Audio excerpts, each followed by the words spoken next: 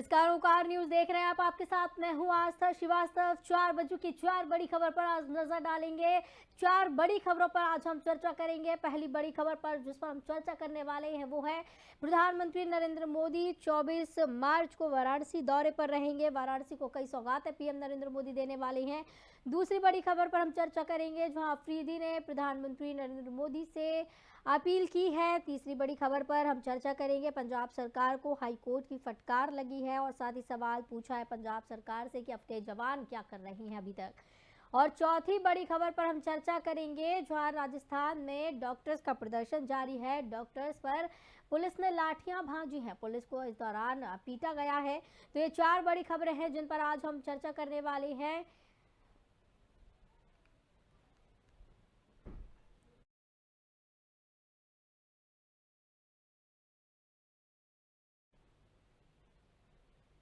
तो पहली बड़ी खबर पर हम चर्चा करेंगे वो है प्रधानमंत्री नरेंद्र मोदी आगामी 24 मार्च को वाराणसी दौरे पर है। पीएम करीब 1800 करोड़ के डेवलपमेंट प्रोजेक्ट का लोकार्पण और शिलान्यास करेंगे। रुद्राक्ष कन्वेंशन में कार्यक्रम समाप्त होने के बाद वे संपूर्णानंद संस्कृत विश्वविद्यालय के ग्राउंड पर पहुंचेंगे जहां पर रिमोट का बटन दबाकर 9 प्रोजेक्ट का वो शिलान्यास करने वाली है। वहीं इसमें कुछ प्रोजेक्ट ऐसे हैं जिनमें वाराणसी का सबसे बड़ा संकट सीवेज और बाढ़ की समस्या का कुछ हद तक हल निकलेगा। सीवेज का पानी सीधे गंगा में ना मिले इसके लिए 308 करोड़ रुपए से नमामि गंगे द्वारा प्रस्तावित भगवानपुर एसटीपी बनाया जाएगा। तो वहीं सामने घाट इलाके में गंगा के बाढ़ का पानी ना प्रवेश करे इसके लिए 2.25 करोड़ की लागत से फ्लिपर गेट बनाया जाएगा। इसकी आधारशिला पीएम मोदी रखेंगे। तो आपको बता दें कि प्रधानमंत्री नरेंद्र मोदी अपने दौरे पर रहने वाले हैं, काशी पहुंचेंगे, एक बार फिर अपने संसदीय क्षेत्र पहुंचेंगे और कई बड़ी सौगातें यहां पर पीएम नरेंद्र मोदी देंगे। 24 मार्च को पीएम का यहां दौरा है। इस खबर पर ज़्यादा चर्चा के लिए हमारे साथ वरिष्ठ पत्रकार ललन जी हमारे साथ जुड़े हुए। बहुत बहुत स्वागत है ललन जी आपका ओंकार न्यूज में। जी ललन जी, प्रधानमंत्री नरेंद्र मोदी का अपना संसदीय क्षेत्र का दौरा है। एक बार फिर 24 मार्च को वो पहुंच रहे हैं, कई सौगातें देने वाले हैं। ये काफ़ी महत्वपूर्ण उनका दौरा माने जाने वाला है क्योंकि ज़्यादा दूर अब लोकसभा चुनाव नहीं है, बीजेपी 2024 की तैयारियों में जुटी हुई है।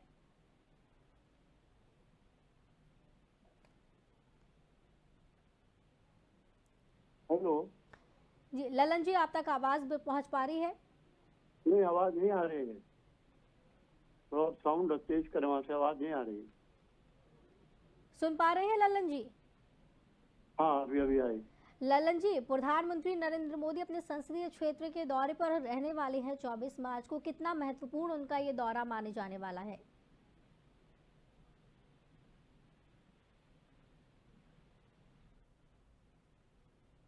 ललन जी, सुन पा रहे हैं आप? नहीं, आवाज नहीं आ रही है। बहुत बहुत देर आवाज आ रही नहीं आ रही। ललन जी, प्रधानमंत्री नरेंद्र मोदी का ये दौरा होने वाला है अपने संसदीय क्षेत्र का, कितना महत्वपूर्ण माना जा रहा है इस दौरे को? हाँ, देखिए, वाराणसी का दौरे के बारे में आप कह रहे हैं ना। जी हाँ, वाराणसी को तो प्रधानमंत्री पहले भी बहुत सारे सौगात दे चुके हैं जी और ये बनारस वालों का सौभाग्य है कि उनको ऐसा सांसद मिला है जी कि इतने प्रोजेक्ट बनारस में आए हैं जिसकी कभी उम्मीद नहीं की जा सकती। जी अभी देखिए, अब क्रिकेट स्टेडियम भी बनारस में बनने जा रहा है और बनारस में तीसरा इंटरनेशनल एयरपोर्ट भी यूपी का बनने जा रहा है और कई और प्रोजेक्ट मोदी जी ने बनारस को सौगात में अभी देने वाले हैं जब भी बनारस जा रहे हैं। और मैं समझता हूँ कि इससे बनारस की जनता काफी खुश है और बनारस का विकास बहुत तेजी से हो रहा है। जी बिल्कुल। बनारस की पेरीफेरी में भी देखिए जितने शहर हैं, छोटे छोटे शहर, ये मिर्जापुर और जौनपुर और गाजीपुर और बलिया और ये सारे शहर, इनका भी बहुत तेजी से बनारस की वजह से विकास हो रहा है। जी ललन जी, बिल्कुल जब से बिल्कुल प्रधानमंत्री जो है अपने संसदीय क्षेत्र के दौरे पर अक्सर जाते रहते हैं। हाल ही में भी पहुंचे थे वो काशी दौरे को लेकर, लेकिन ज्यादा दूर अब लोकसभा चुनाव नहीं रह गए हैं, 2024 बेहद नजदीक है, तो इसको लेकर कितना महत्वपूर्ण है ये दौरा? देखिए, दौरा तो महत्वपूर्ण है और इसका सिर्फ बनारस पर ऐसा नहीं होगा बल्कि पूरे पूर्वांचल पर असर होगा। क्योंकि जैसे मैंने बताया कि जिस तरह के प्रोजेक्ट्स बनारस में आए हैं और बनारस के आसपास के शहरों में जो निर्माण कार्य सब चल रहा है, जी तो ये लोकसभा के 2024 के चुनाव के लिए तो बहुत ही महत्वपूर्ण है। जी क्योंकि बनारस की जनता जो पिछले 60-70 साल से एकदम ठगी से महसूस कर रही थी। जी बनारस इतना प्रसिद्ध और इतना सांस्कृतिक केंद्र, भारत की सांस्कृतिक राजधानी रही है, लेकिन ये बिल्कुल उपेक्षित रही है। और ये पीछे 8 साल 10 साल के अंदर इतने विकास हुए हैं जी जिसका लोगों ने कभी सपने में भी नहीं सोचा होगा। और अभी भी जो मोदी जी नए सौगात देंगे, अभी इलेक्शन के पहले पहले आप देखेंगे तो उसका भी असर पड़ेगा। तो जनता तो कुल देखकर ये समझ रही है ना कि जो 70 साल तक हमारे पूरे शहर के ऊपर कोई निगाह ही नहीं थी नेताओं की, जी और सिवाय हिंदू मुस्लिमों की ऐसे करते रहते थे। अब वो बात नहीं है। बनारस में बड़ा सौहार्द भी है लोगों के अंदर जी और सब संप्रदायों में भी। और मोदी जी का असर आप देखेंगे सिर्फ विकास पर ही नहीं है, सामाजिक सौहार्द पर भी बहुत अधिक है। जी बिल्कुल, जिस तरीके से आप बता रहे हैं, जनता वहाँ की काफ़ी खुश नज़र आ रही है जब से मोदी जी के हाथों में वहाँ की कमान आई है। इस दौरान अगर देखा जाए तो 24 मार्च को उनका दौरा है, कई सौगात वहाँ पर वो देने वाले हैं। हाल ही में क्रूज़ की एक वहाँ पर सौगात दी थी। तो क्या लगता है कि जनता को जो सौगात पीएम देने वाली है, कितना लाभ उससे होगा? नहीं, लाभ तो बहुत होगा। देखिए, हर तरह से लाभ होगा। एक तो टूरिस्ट बनारस में अब जितने आते हैं, इसके पहले इतने टूरिस्ट कभी नहीं आए। जी पिछले साल तो रिकॉर्ड नंबर ऑफ टूरिस्ट हो गया था। ये काशी विश्वनाथ का जो कॉरिडोर बना है, जी इसकी वजह से हिंदुस्तान के ही नहीं बल्कि सारी दुनिया के लोग बनारस आ रहे हैं। और जी जो हिंदू तो खास तौर से जो दुनिया के दूसरे दूसरे देशों में बसे हुए हैं, इतनी बड़ी तादाद में यहाँ तीर्थ के लिए आने लग गए हैं जिसकी उम्मीद नहीं की जा सकती। बनारस में तो अब यह हाल है कि सड़कों पर कई बार चलने की जगह नहीं होती, इतनी भीड़ हो जाती है यात्रियों की। तो जितने होटल हैं और जितने वो रेस्टोरेंट वगैरह हैं और जितने खाने पीने की दुकानें हैं और कपड़े की और सारी चीजों के जो जिस तरह से अब सेल होने लगा है बनारस में, तो इसका बनारस की इकानमी पर बड़ा जबरदस्त असर पड़ा है। जी और एक तरह से एक भावनात्मक एकीकरण भी। अभी जो साउथ और नॉर्थ साउथ बनारस में जो दक्षिण भारतीय लोगों का जो मेला लगाया था मोदी जी ने, तो उसमें दक्षिण से बहुत सारे लोग आए हुए थे। और इस तरह से उत्तर दक्षिण के एक मिलन का भी केंद्र बनारस हो गया। तो बनारस का असर तो सिर्फ जो 2024 के इलेक्शन में सिर्फ बनारस में नहीं होगा, जी बल्कि इसका बहुत दूरगामी असर और प्रांतों में भी होगा। क्योंकि जितनी बड़ी तादाद में अब लोग तीर्थ यात्रा के लिए सब प्रांतों से बनारस से आते हैं जी और खासतौर से अब दक्षिण से भी आने लगे हैं, तो वहाँ भी 2024 में मोदी जी का असर बनारस की वजह से भी पड़ेगा। जी एक फैक्टर बनारस में होगा, उसमें आप देखिएगा। जी ललन जी, बिल्कुल पर्यटन की दृष्टि से भी यहाँ पर विकास करने की कोशिश की जा रही है। काशी विश्वनाथ का कॉरिडोर यहाँ पर बनाया गया है, क्रूज यहाँ पर लेके आया गया है। और आपको क्या लगता है कि पर्यटन के अलावा यहाँ इन्वेस्टमेंट की दृष्टि से और क्या बदलाव होने चाहिए? क्या वाराणसी को और ज़रूरत है? हाँ, इन्वेस्टमेंट तो होगा। अभी जो योगी जी ने इन्वेस्टर्स का मेला लगाया हुआ था और जिसमें कई प्रॉमिसेस किए गए और बड़े बड़े इंडस्ट्रीज ने इन्वेस्टमेंट की जो गुजारिश की है, तो जिन शहरों में इन्वेस्टमेंट होना उनमें बनारस भी इंक्लूडेड है और बनारस में भी इन्वेस्टमेंट होगा। जी तो जैसे यूपी के और शहरों में विकास होगा और जो गवर्नमेंट की पॉलिसी है one industry one district, UP government की जो पॉलिसी है, तो उसमें भी बनारस को बहुत लाभ होगा। बनारस का जो साड़ी और जरी उद्योग है, इसमें लाखों लोग शहर में जो रोजगार पाते हैं इससे, उसको भी लाभ होगा इससे। तो इन्वेस्टमेंट का तो फायदा होगा ही। जी और अब बनारस में ये जो सॉफ्टवेयर वगैरह की कंपनियां भी बनारस में खुलनी शुरू हो रही हैं धीरे धीरे, तो नई टेक्निक भी शहर के अंदर आ रही है, तो उसका फायदा होगा। बिल्कुल, तो कहीं ना कहीं जहाँ वाराणसी के लोगों को अगर कोई बाहर निकलता था नौकरी करने के लिए, तो अब वहाँ पर ही सारी सुविधाएं उससे मुहैया हो पाएंगी। बहुत बहुत धन्यवाद ललन जी हमारे साथ जुड़ने के लिए और चर्चा के लिए इस खबर की। तो बताते चले कि प्रधानमंत्री नरेंद्र मोदी संसदीय क्षेत्र के दौरे पर जाने वाले हैं। पीएम मोदी का 24 मार्च को ये दौरा है। यहाँ नई एसटीपी का लोकार्पण पीएम नरेंद्र मोदी करेंगे। 1800 करोड़ की प्रोजेक्ट की आधारशिला पीएम रखेंगे। और जिस तरीके से एक बड़ी समस्या वाराणसी में बनी हुई है सीवेज और बाढ़ की, इसका भी कुछ समाधान निकाला जाने वाला है और सीवेज के पानी सीधे गंगा में ना मिले इसके लिए 308 करोड़ रुपए से नमामि गंगे द्वारा प्रस्तावित भगवानपुर एसटीपी बनाया जाएगा। तो वहीं सामने घाट इलाके में गंगा की बाढ़ का पानी ना प्रवेश करे इसके लिए 2.25 करोड़ की लागत से फ्लिपर गेट बनाया जाएगा। इसकी आधारशिला पीएम नरेंद्र मोदी रखेंगे।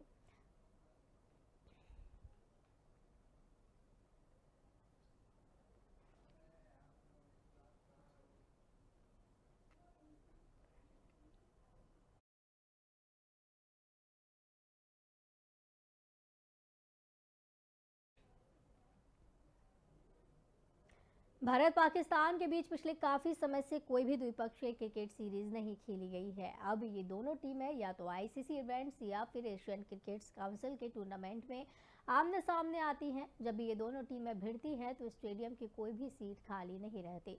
हालांकि राजनीतिक कारणों से दोनों टीमों के बीच कोई द्विपक्षीय सीरीज नहीं होती है। पिछली बार दोनों देशों के बीच कोई द्विपक्षीय सीरीज 2012-13 में खेली गई थी। वहीं दोनों टीमों के बीच पिछला मैच 2022 T20 वर्ल्ड कप के दौरान खेला गया था। अब दोनों देशों के बीच क्रिकेट संबंधों को बहाल करने को लेकर पाकिस्तान के पूर्व कप्तान शाहिद अफरीदी ने बड़ा बयान दिया। दरअसल अफरीदी ने भारतीय प्रधानमंत्री नरेंद्र मोदी से भारत पाकिस्तान के बीच क्रिकेट होने देने की अपील की है। जानकारी के मुताबिक दोहा में लीजेंड्स लीग क्रिकेट के मौके पर अफरीदी ने कहा, मैं मोदी साहब से दोनों देशों के बीच क्रिकेट होने देने का अनुरोध करूंगा। भारत और पाकिस्तान इस साल एशिया कप में एक दूसरे का सामना करेंगे, लेकिन आयोजन स्थल को लेकर टूर्नामेंट का भविष्य अधर में है। तो बता दें कि भारत और पाकिस्तान के बीच द्विपक्षीय सीरीज बहाल करने की मांग इस दौरान की जा रही है। आपको बताते चले कि भारत और पाकिस्तान इस साल एशिया कप में एक दूसरे का सामना करने वाले हैं, लेकिन आयोजन स्थल को लेकर टूर्नामेंट का भविष्य अभी भी अधर में लटका हुआ है। बता दें कि भारतीय प्रधानमंत्री नरेंद्र मोदी से अफरीदी ने भारत पाकिस्तान के बीच क्रिकेट होने देने की अपील की है, द्विपक्षीय सीरीज बहाल करने की अपील की है। भारत पाकिस्तान के बीच लंबे समय से द्विपक्षीय सीरीज नहीं हुई है, नहीं खेली गई है। अब ये दोनों टीमें या तो आईसीसी इवेंट्स या फिर एशियन क्रिकेट काउंसिल के टूर्नामेंट में आमने सामने आती हैं। जब भी ये दोनों टीमें भिड़ती हैं तो स्टेडियम की कोई भी सीट खाली नहीं रहती। हालांकि राजनीतिक कारणों की वजह से दोनों टीमों में कोई भी सीरीज नहीं होती है। पिछली बार दोनों देशों के बीच कोई द्विपक्षीय सीरीज जब हुई थी तो 2012-13 में खेली गई थी। वहीं दोनों टीमों के बीच पिछला मैच 2022 T20 वर्ल्ड कप के दौरान खेला गया था।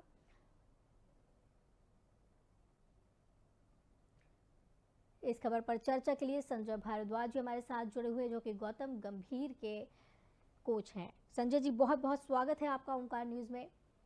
धन्यवाद, आपने मेरे से बात करने का बहुत बहुत धन्यवाद। संजय जी, भारत पाकिस्तान की जब भी कोई मैच होती है, जब भी कोई सीरीज खेली जाती है दोनों टीमों के बीच में, दोनों ही देशों में काफी उत्साह देखने को मिलता है, लेकिन बहुत लंबा समय हो गया है जब द्विपक्षीय सीरीज नहीं हुई है। इसमें क्या है कि ये पाकिस्तान का अपनी पर्सनल प्रॉब्लम है, क्योंकि वो खेलना भी चाहते हैं और वो संबंध भी ठीक नहीं रखना चाहते जी। वो दूसरी तरफ आतंकवाद को साथ लेकर चलते हैं और आतंकवाद के साथ खेल तो चल ही नहीं सकता। जी संजय जी, तो जिस तरीके से जो पूर्व प्रधानमंत्री हैं वहाँ के अफरीदी, उन्होंने जो बयान दिया है और साथ ही नरेंद्र मोदी से अपील की है कि दोनों टीमों की जो है द्विपक्षीय सीरीज होनी चाहिए और बहाल करने की मांग की, तो क्या आपको लगता है कि बहाल कर देनी चाहिए द्विपक्षीय सीरीज को, दोनों टीमों को भिड़ने देना चाहिए आपस में क्रिकेट के मैदान में? देखो, अफरीदी ने यानी गलत कहा है। अफरीदी ने इमरान खान को कहना चाहिए था कि जब वो प्रधानमंत्री था कि भाई पुलवामा में अटैक मत करा, उसको यानी सौहार्दपूर्ण वातावरण बना, क्योंकि वो तो खुद क्रिकेटर है और फिर प्रधानमंत्री था।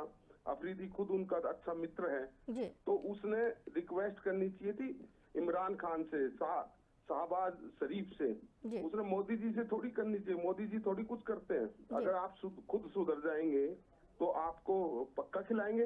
कौन ऐसा है कि बांग्लादेश नहीं खेल रहा, श्रीलंका नहीं खेल रहा, जी। तो ये इनकी अपनी करतूतें हैं जिसकी वजह से ये नहीं खेल पा रहे। तो क्या संजय जी आपको ऐसा लगता है कि इस तरीके के जो बयान दिए जा रहे हैं और भारत पाकिस्तान के बीच दोबारा से बहाल करने की ये जो सीरीज की मांग की जा रही है, कहीं ना कहीं टीआरपी बटोरने की ये कोशिश है या कहीं ना कहीं हाईलाइट होने की कोशिश है?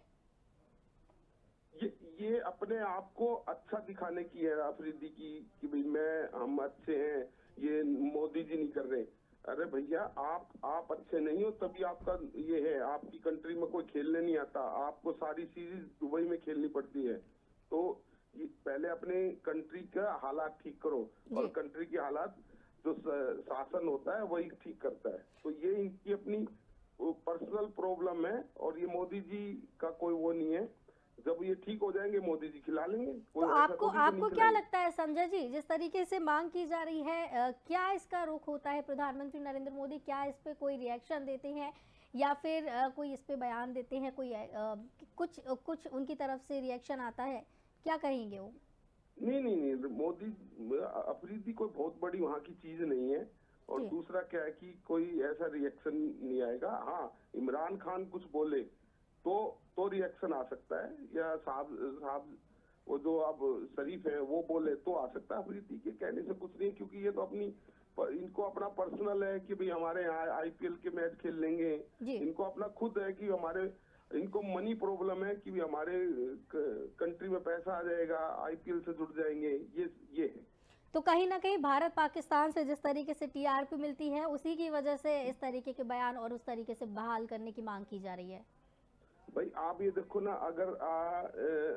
अगर ये अफरीदी है इस तरह का वो नहीं देता तो आप भी बात नहीं करते जी। तो उसको खुद ये है कि मैं हाईलाइट हो जाऊंगा, मैं बहुत अच्छा हूँ। तो ये सबसे बड़ी बात है। पहले कंट्री के जो शासन है वो अपना सारा ठीक करे, आतंकवाद को सहयोग ना करे। यानी यूरोप है वो सारा का सारा वो दोस्ती में है, आपस में कोई आपस में यानी लड़ाई नहीं है। तो कितनी प्रोस्पर्टी है। अब यहाँ प्रोस्पर्टी नहीं है, इसलिए नहीं कि लड़ाई से कभी प्रोस्पर्टी आ ही नहीं सकती। जी, चलिए बहुत बहुत धन्यवाद संजय जी हमारे साथ जुड़ने के लिए और चर्चा के लिए इस खबर की। तो बता दें कि द्विपक्षीय सीरीज बहाल करने की अपील की जा रही है और इस दौरान मांग की जा रही है, अफरीदी ने मांग की है प्रधानमंत्री नरेंद्र मोदी से कि भारत पाकिस्तान के बीच द्विपक्षीय सीरीज बहाल हो। तो अमृतपाल सिंह मामले में पंजाब और हरियाणा हाईकोर्ट ने मंगलवार यानी कि आज पंजाब सरकार को कड़ी फटकार लगा दी है। हाईकोर्ट ने कहा है कि पंजाब सरकार के पास इतना भारी पुलिस बल था, इसके बावजूद अमृतपाल को पकड़ने में पुलिस नाकामयाब रही। ये पंजाब पुलिस की खुफिया नाकामी को दिखाता है। पुलिस के 80,000 जवान क्या कर रहे थे? पुलिस का खुफिया तंत्र पूरी तरह से फेल रहा है। तो वहीं हाईकोर्ट की फटकार के बाद पंजाब सरकार ने बताया है कि अमृतपाल के ऊपर राष्ट्रीय सुरक्षा कानून लगा दिया गया है। अब इस मामले में 4 दिन के बाद सुनवाई होनी है। तो वहीं कोर्ट ने पंजाब सरकार से मामले में स्टेटस रिपोर्ट दाखिल करने के भी आदेश दे दिए हैं। तो आपको बता दें कि पंजाब सरकार को हाईकोर्ट ने जमकर फटकार लगाई है और सवाल पूछे हैं कि आखिर 80,000 जो पुलिस के जवान हैं, इतना बड़ा पुलिस बल जो आपके पास मौजूद है वो क्या कर रहा है? अमृतपाल के मामले में अभी तक कोई एक्शन क्यों नहीं, अभी तक अमृतपाल को गिरफ्तार क्यों नहीं किया गया? इस मामले में खुफिया तंत्र को भी पूरी तरीके से हाईकोर्ट ने फेल बता दिया है। पंजाब सरकार को हाईकोर्ट की जमकर लताड़ लगी है। अमृतपाल मामले में खुफिया तंत्र को पूरी तरीके से हाईकोर्ट ने फेल बता दिया है। तो बता दें हाईकोर्ट ने कहा है कि पंजाब सरकार के पास इतना भारी पुलिस बल था, इसके बावजूद अमृतपाल को पकड़ने में पुलिस नाकामयाब रही। तो वहीं आपको ये भी बताते चले कि बीते दिन अमृतपाल के चाचा ने और उसके ड्राइवर ने सरेंडर किया था और उसके बाद चाचा को ले जाया गया डिब्रूगढ़ जेल में। इस खबर की जानकारी के लिए, चर्चा के लिए हमारे साथ संवाददाता आनंद जुड़े हुए हैं। आनंद, पंजाब सरकार को हाईकोर्ट ने जमकर फटकार लगाई है और इस दौरान सवाल पूछे हैं कि इतना बड़ा जो पुलिस बल है, 80,000 पुलिस बल जो उनके पास मौजूद है, वो क्या कर रहा था? अमृतपाल को अभी तक गिरफ्तार क्यों नहीं किया जा सका? जी मैम, जय हिंद मैम। ऐसा है कि लगातार जिस तरह से सर्च अभियान जारी है, इतनी पुलिस फोर्स 80,000 जैसे आपने बताया कि लगाई गई है, तो इतनी फोर्सेस लगाने के बाद भी अमृतपाल को गिरफ्तार नहीं किया गया। जिस तरह की एनएसए एक्ट लगा दिया गया है, एक्ट की देखा जाए तो जिस तरह से माननीय कोर्ट ने कहा है कि जल्दी इन्हें पेश किया जाए, तो इस विशेष तौर पर 5 दिन का समय वैसे भी मिल जाता है कोर्ट में रिमांड लेने का जी। तो उससे बाद अगर विशेष कारण हो तो 15 दिन और कोर्ट की तरफ से मिल जाते हैं। तो इतना कुछ मिल रहा है, इतना कुछ फैसिलिटीज हैं अगर सरकार के पास, प्रशासन के पास, पुलिस के पास, तो उसको पकड़ा क्यों नहीं जा रहा। बात सिर्फ यही चल रही है कि तो आनंद कहीं ना कहीं पंजाब पुलिस की नाकामी को भी दर्शाता है, कहीं ना कहीं उनकी भी लापरवाही इसमें है। मैम, पुलिस की लापरवाही है या पुलिस की कोई इसमें सोची समझी साजिश है? क्योंकि लगातार अमृतपाल के पिता द्वारा भी कहा जा रहा है कि अमृतपाल को गिरफ्तार कर लिया गया है। जिस तरह से एक वीडियो सामने आया था, अमृतपाल रिहाई भाग रहे थे कहीं पे भगोड़ा, हालांकि उन्हें घोषित किया जा चुका है, लेकिन उसके बाद कोई वीडियो पेश नहीं किया गया। और जिस तरह से उनकी कार पकड़ी गई है, लगातार बातें ये भी उठ रही हैं कि गिरफ्तारी हो चुकी है, लेकिन पुलिस शायद किसी कारणों के कारण, शायद सुरक्षा तो कुछ छुपाने की कोशिश कर रही है पंजाब पुलिस, ये सामने नहीं आने देना चाहती, कहीं ना कहीं समर्थन तो नहीं दे रही वो अमृतपाल को। नहीं, समर्थन फिलहाल नहीं लगता। अगर समर्थन इस तरह का कहीं होता तो हालात बिगड़े होते। जो अमृतपाल के समर्थक हैं, लगातार विरोध चंडीगढ़ में भी उन्होंने किया है और भी छुटपुट जगहों पर छोटा मोटा विरोध जरूर करने का प्रयास किया है, लेकिन उसको पूरी तरह दबाया गया है। इससे साफ चीज स्पष्ट हो रही है कि कहीं ना कहीं इन सब बातों में, जिस तरह शायद भगवंत मान ने भी अपने भाषण में ये कहा कि पंजाब अमन शांति का प्रदेश है, लेकिन जो उसको बिगाड़ने की कोशिश करेगा उसको कभी बर्दाश्त नहीं किया जाएगा। तो हिंदी में हालांकि भाषण था, थोड़ा सा इसका ये भी रहा कि हिंदी में पंजाबी माँ बोली कहने वाले, पंजाबी को प्रमोट करने वाले मुख्यमंत्री आज हिंदी में क्यों बोल रहे हैं। लेकिन लगता है कहीं ना कहीं बोलने का कारण रहा होगा कि सारे पंजाब ही नहीं बल्कि भारत, बल्कि विदेश की इस वक्त नजर है इस पर, पंजाब के इस मसले पर, इसको सभी तक पहुंचाया जाए। तो फिलहाल जहाँ तक आप कह रहे, हाँ जी आनंद, तो अब क्या पुलिस की रणनीति क्या नजर आ रही है कि किस तरीके से अमृतपाल को पकड़ने की कोशिश है? पुलिस की रणनीति की बात करें तो शुरू से ही स्पष्ट नहीं हो पा रहा है कि पुलिस क्या चाह रही है और क्या दिखाने का प्रयास कर रही है। यहाँ पे आपको मैंने पहले बताया था कि अर्धसैनिकों बलों के आने के बावजूद भी जो कमान है पुलिस के अधिकारियों के पास ही है। जो भी बयानबाजी कर रहे हैं वही कर रहे हैं, जो कहना है, जो कार्रवाई करनी, जो फ्लैग मार्च है, उसकी कमान जो है पंजाब पुलिस के हाथ में ही है। और पंजाब पुलिस ने जिस तरह से 4 लोगों को, 4 अमृतपाल के साथियों को डिब्रूगढ़ सामने पहुंचाया, एनएस एक्ट लगा उनके ऊपर भी, और स्थिति स्पष्ट नहीं कर पाने के कारण अभी तक स्पष्ट नहीं हो पा रहा है कि पुलिस क्या कर रही है। पर फिलहाल जहां तक हालातों पर काबू किया है पुलिस का, इस ओर तो हमारा बनता है कि उन्होंने अच्छा काम किया है। जी चलिए, बहुत बहुत धन्यवाद आनंद हमारे साथ जुड़ने के लिए, इसकी जानकारी के लिए। तो बता दें कि अमृतपाल मामले में हाई कोर्ट ने पंजाब सरकार को फटकार लगाई है, तो वहीं फटकार के बाद पंजाब सरकार ने बताया कि अमृतपाल के ऊपर राष्ट्रीय सुरक्षा कानून लगाया गया है। इस मामले में 4 दिन बाद अब सुनवाई होगी। तो वहीं कोर्ट ने पंजाब सरकार से मामले में स्टेटस रिपोर्ट दाखिल करने के आदेश दिए हैं।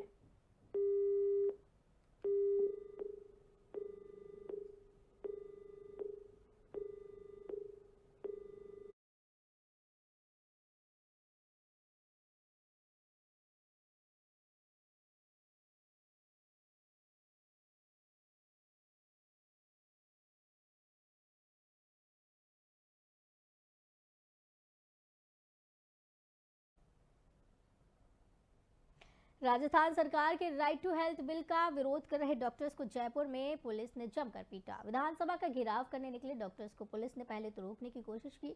डॉक्टर्स बेकाबू हुए तो पुलिस ने लाठीचार्ज कर दिया। कई प्रदर्शनकारियों के कपड़े तक फाड़ दिए। इसमें कई डॉक्टर्स लहूलुहान हो गए।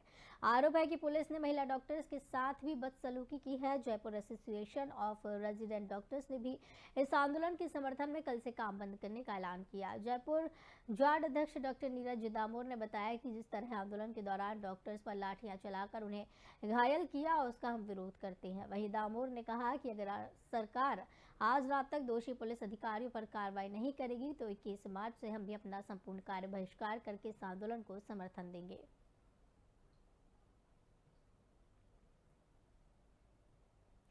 तो इस बुलेटिन में फिलहाल इतना ही। मुझे दीजिए इजाजत। नमस्कार।